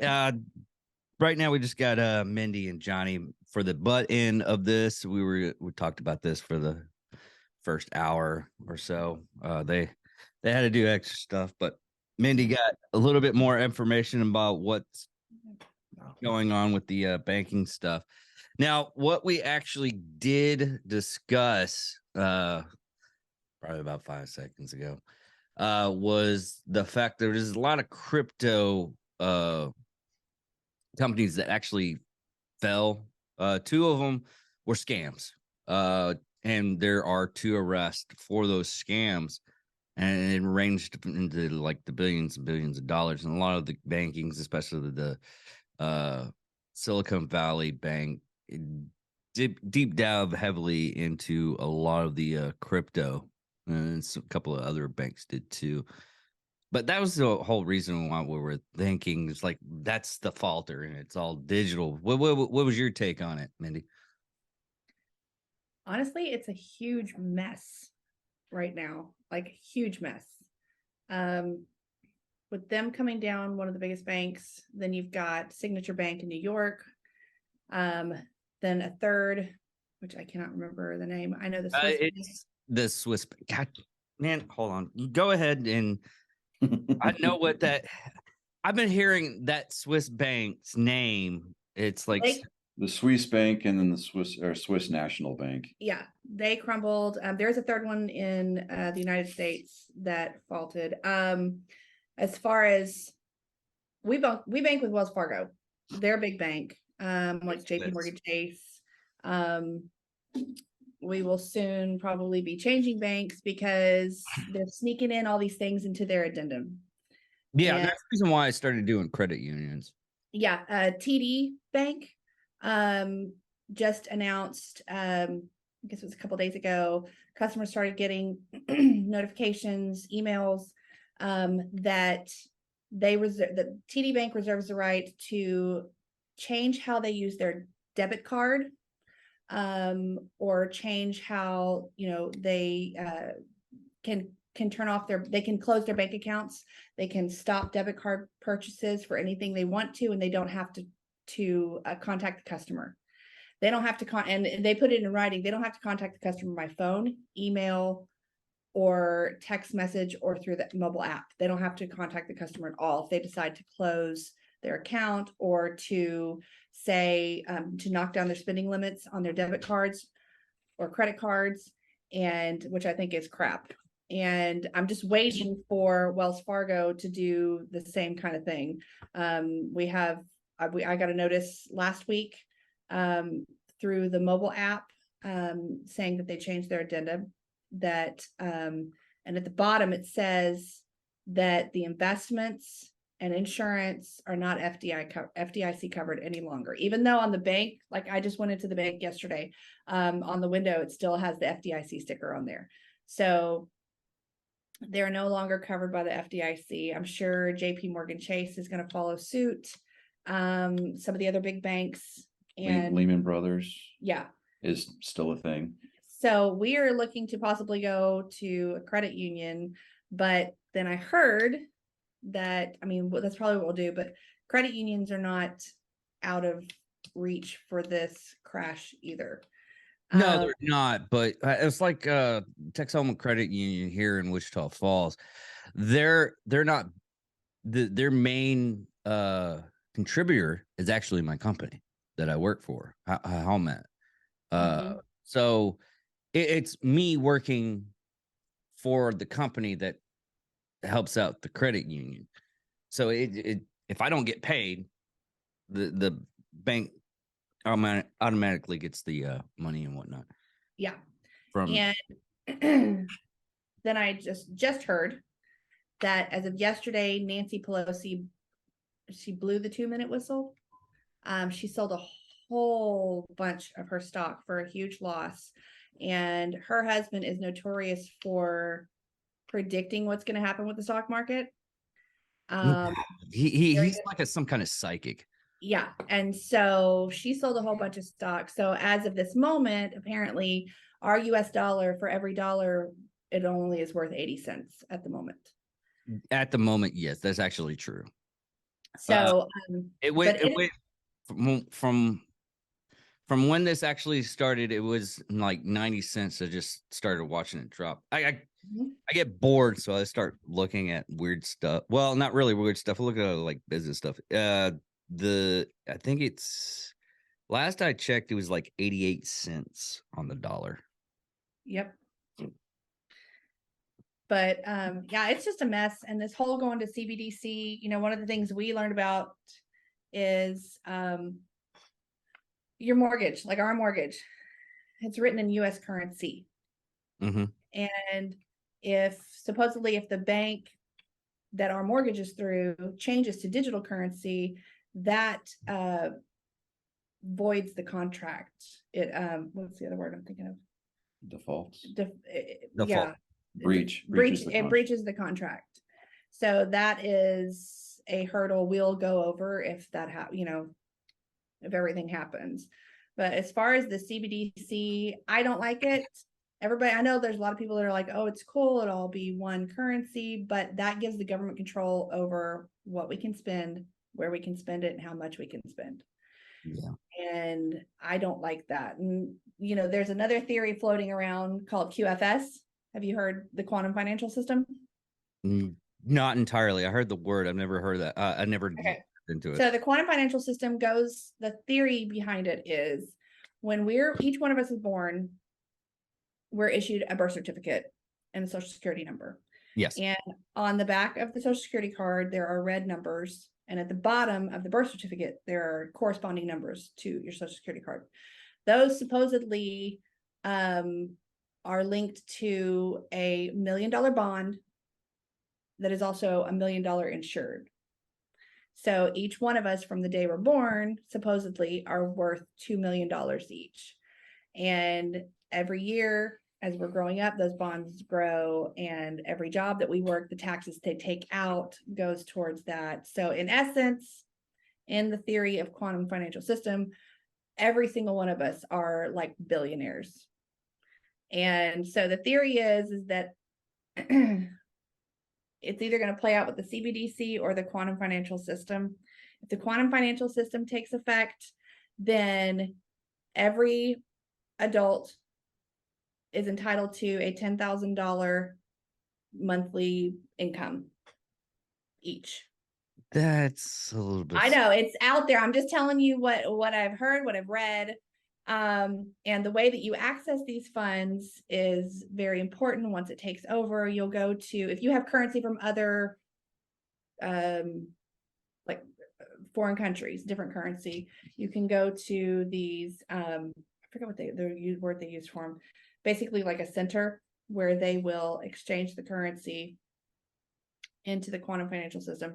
And when you go, you'll be notified supposedly what time you're supposed to go, where you're supposed to go to gain access to your funds in the quantum financial system. And you go through, you give them your information, they give you your account information. And what I've heard is that you're supposed to have some sort of humanitarian project in mind. And it's very important to have that in mind when it's your turn to go get access to your funds. And yeah, that doesn't seem all too. it's really far out there, but there are so many people. I gotta grab my little hat here. Hold on. Your tinfoil hat. Yeah, where? Hold on, I got this. Yeah. It's really wild. The CBDC, I can believe more because we're actually seeing things change over to, one world currency. They've been okay. The one world currency, and I've been deep diving on that for a while. They've been trying to do the one world currency back in the 80s. Mm-hmm. Now saying that, they did do, European has done the euro. God, I knew it was something simple. I just couldn't figure it out. They have done the euro. At one point in time, Britain was going to go the euro. They did it for a little bit, and then they just figured out that the euro wasn't all that was up to be, and they cut it off. We are not going to go into a big world currency, only because it's not financial plausible, because of the fact of your $1 we'll just go with the $1 could be good in Greece.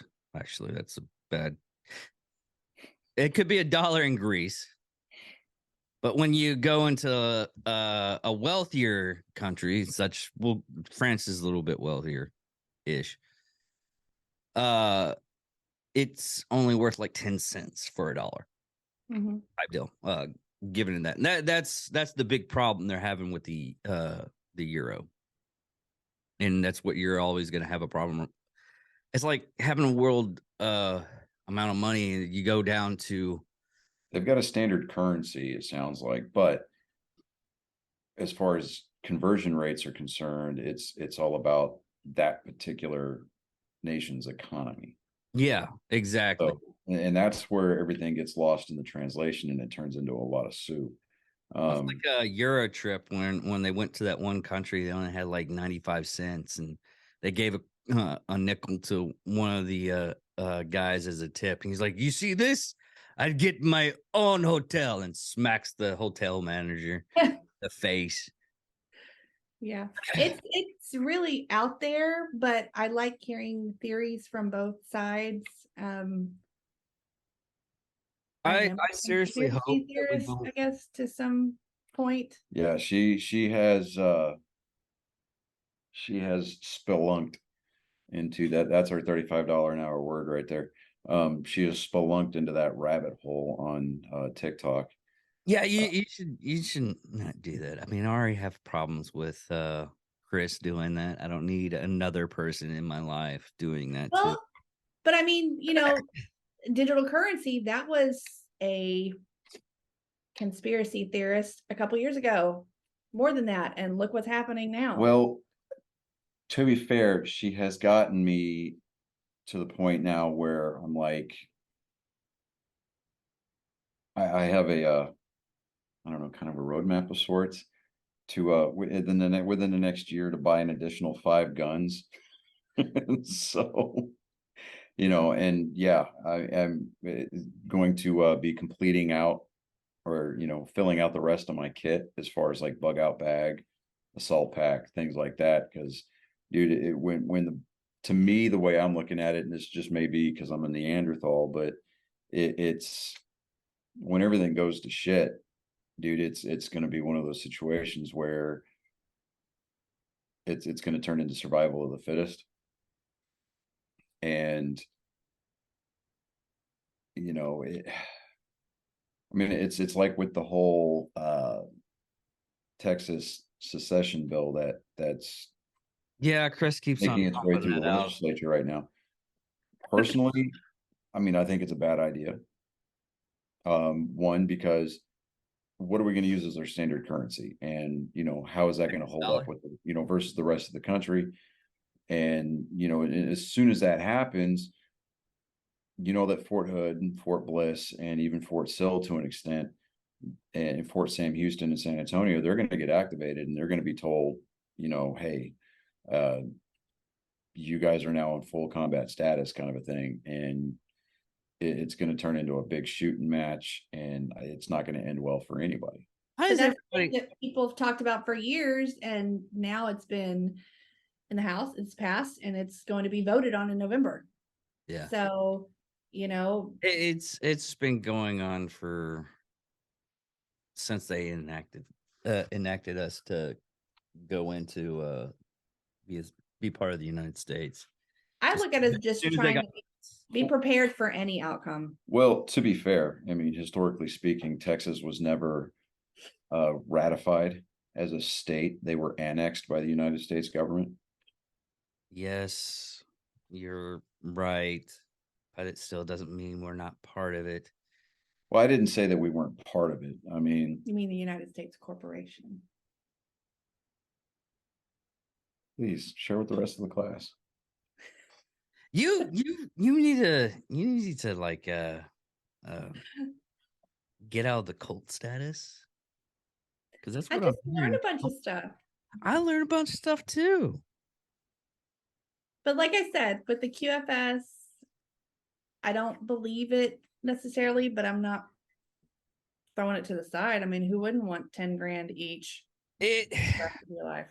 on stuff like that, it's always the oh, they have this and they're holding it against us. As soon as you said that, my mind just went, you know what? I could fuck with somebody really hardcore with that shit, and it'd be fucking hilarious. Just call somebody up. It's like, you got this. All you have to do is just go to this location and you can have $10,000. It's like, this isn't real. No, sure.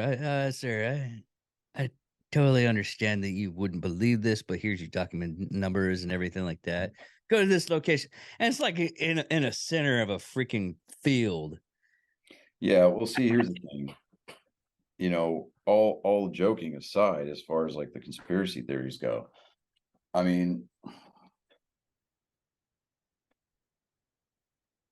I don't really, it's not that I don't prescribe to these things,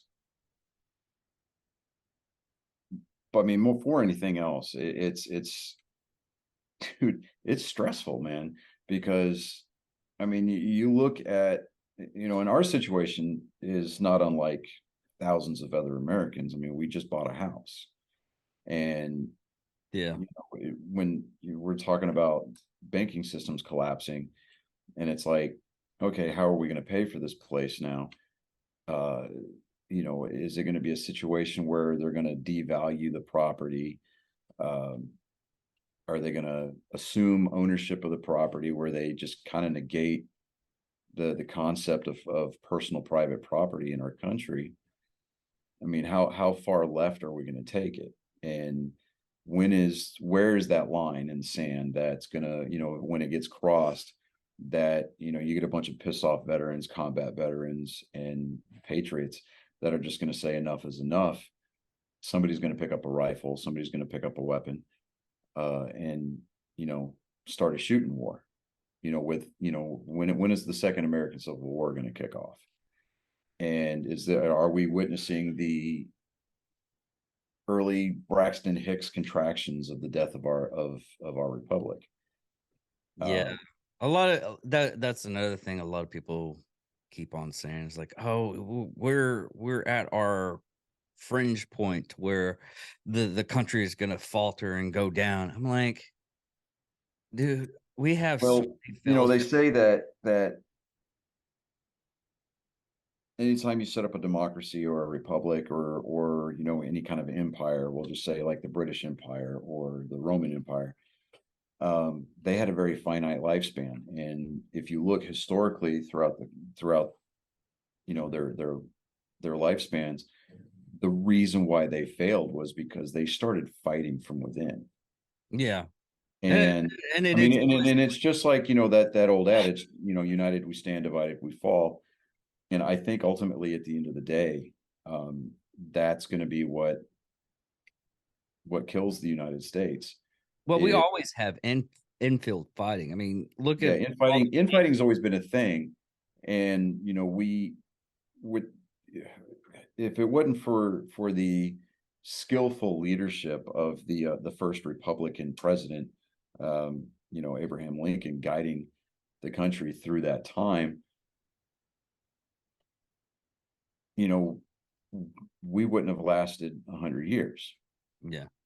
And it's always kind of been like something to hang your hat on, some kind of a bragging right as an American, that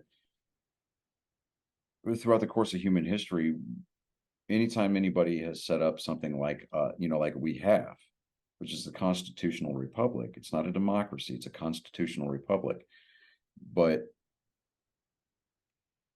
they've never worked, and we've been that one singular exception to the rule. And I think a lot of it is because of the checks and balances and the firewalls that were written into the Constitution when it was originally framed. Yeah. And our founding fathers, as flawed as they may have been, were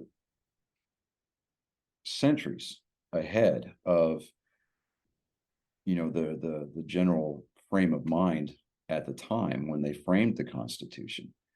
They worded it in such a way to where it's not a living, breathing, organic document. I mean, it's just that's a bunch of crap. I mean, it's a framework that's very rigid, but it made allowances for it to be expanded or improved, and not expanded in the way that you would think, like big government coming in.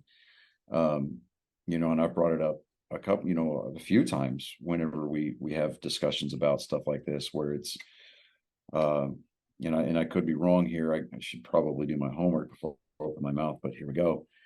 Thomas Paine wrote, there was, at the time that they were debating what's going to be in the Constitution and how it's going to be worded, you had common sense, and then I forget what the other one was called. Thomas Jefferson wrote the other one, but Thomas Paine, he said that if men were of angels, then there would be no need for government or a rule of law. But because men are not of angels and are inherently flawed, we have the need for government and the rule of law, albeit it needs to be a small but limited government. And that was one of the biggest talking points that Reagan conveyed during his farewell speech from the Oval Office in 86, or not in 86, but in was 89, when he left the White House after his second term. He said that, you know, America was founded on certain principles, and that America should be a shining hill, you know, on the sea, that we should trust but verify. We need to have peace through strength, and we need to have a small but limited government. And, you know, every single one of those points that he hit on, they ring truer, you know, no more truer today than they were when he said them. And I think that a lot of the career politicians on both sides of the aisle that have gone to Washington and set up shop for, you know, for perpetuity have forgotten that. You know, they've lost their way, you know, and a lot of it goes to, you know, I mean, we could trace it back, and it's almost like trying to do a forensic investigation on the anatomy of an explosion. Or, you know, you get like one of those blood splatter pathologists, you know, that work in the forensic labs for police departments. It all goes back to a singular point, but every one of the branches that stemmed off of that main, you know, that main cause contributed to where we're at now, you know, where we got away from allowing the state legislatures to appoint representatives to go to Washington, and they had a term limit of 2 terms. You serve your state, you serve your constituency, and then you come back home and retire to public life. They didn't have these infinite paychecks being issued out to them. We didn't know so much worry about foreign aid. You know, we weren't shelling out billions of dollars to places like Ukraine. And then all of a sudden now we can't afford to pay our own bills, and the banking institutions, you know, all being tied in with the central bank. That whole thing has been a bad idea from the beginning. You know, and then the fact that income taxes were, you know, for all intents and purposes, illegal and unconstitutional. The income taxes actually became more or less permanent during World War or after World War I, because they instituted an income tax to help pay for that, and they did the same thing during World War II. Yeah. But you know, because one of the reasons why we rebelled against the British Empire and we formed our own country was against things like taxation without proper representation. And it just kind of seems like, you know, now not only does the federal government want their cut, but the states, there's counties, and even some local municipalities like Los Angeles, they've got an income tax. You know, we can get into things like, well, how do we fund the government without taxes? Well, we're probably never going to get away from it at this point because it's been institutionalized. But instead of having a graduated tax bracket where, you know, you pay more the more you make, everybody pays 17%. Just go to a flat tax. Everybody pays 17%. And then as soon as that gets enacted and becomes signed into law, you can actually eliminate 2/3 of the IRS. Yeah.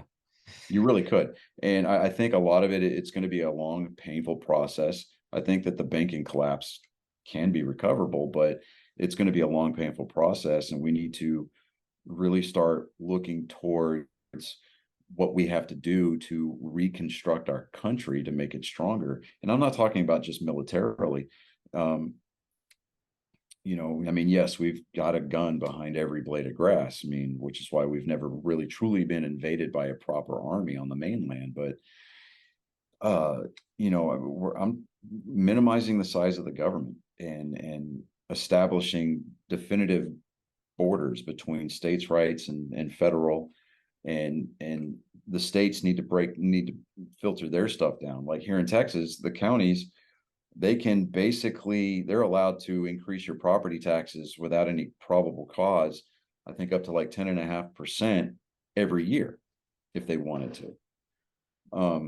We've got something that's going through the state legislature now, where if it gets passed and voted on and everything like that, that they're going to reduce property tax rates across the state, which would save, I don't know, a couple of $1 billion.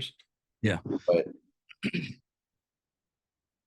you know, I mean, Texas alone as a state, it's the 4th largest economy on the planet.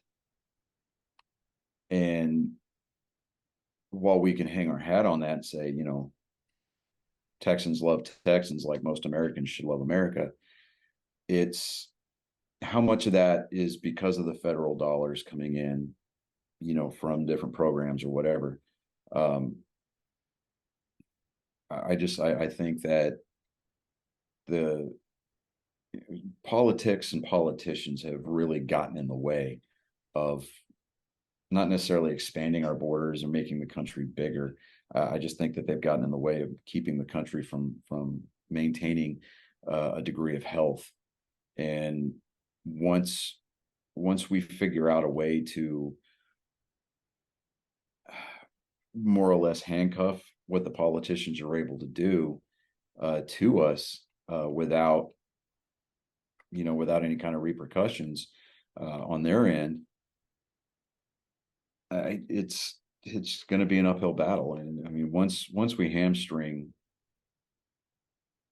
and by hamstring, I'm not talking physically, I'm talking more or less like legislatively, you know, what can they do? What can they not do? It's gonna be an uphill battle. And I think it's going to take at least a generation. Yeah, we're going to land this plane. It's going to take at least a generation or two before the country can get back to where it needs to be. Yeah.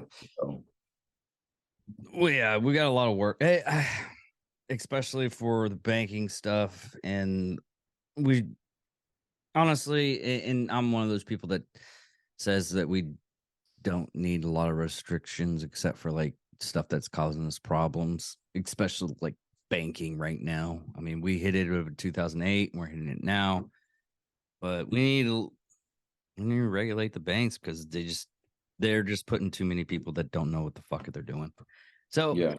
And it's sad that they're not asking the experts, i.e. us. Oh, they're asking. They're just not paying attention. Well, it's not that they're asking. They're not asking at all. I mean, they're asking, but it's more of like I'm going to humor you by asking this question, but they're stating it in more of a rhetorical form. Yeah. You know, and that goes back to politicians not being held accountable for. I miss the good actions. days when one politician would beat the fuck out of the other politician. Well, you know, back after the Civil War, you know, it wasn't uncommon to see senators beating each other with canes on the Senate floor. Oh, Andrew Jackson did it all the fucking time. Oh yeah, so He made it president. But yeah, anyways, so let's go ahead and land this plane. Yeah. I'm David Dickerman, and I'm Johnny Skelton. that's Mindy. And thank you for all for watching. And I'm Chris, And I'm Mindy Skelton. and Chris Jacka was here on the first half. Don't forget our lovable scamp. Our lovable, what show? He's our lovable Paddington Bear. I like scamp better, but okay, we'll go with Scamp? yeah. Lovable scamp. You never heard of lovable You scamp? 80? Yes, I'm fucking 80. Lovable scamp. I love the You fucking little word. scamp. I love the fucking word. Get out of here, scamp. You little scamp, you. I love the fucking word. Just shut the fuck up. All right, guys. Love you guys. Talk to y'all later.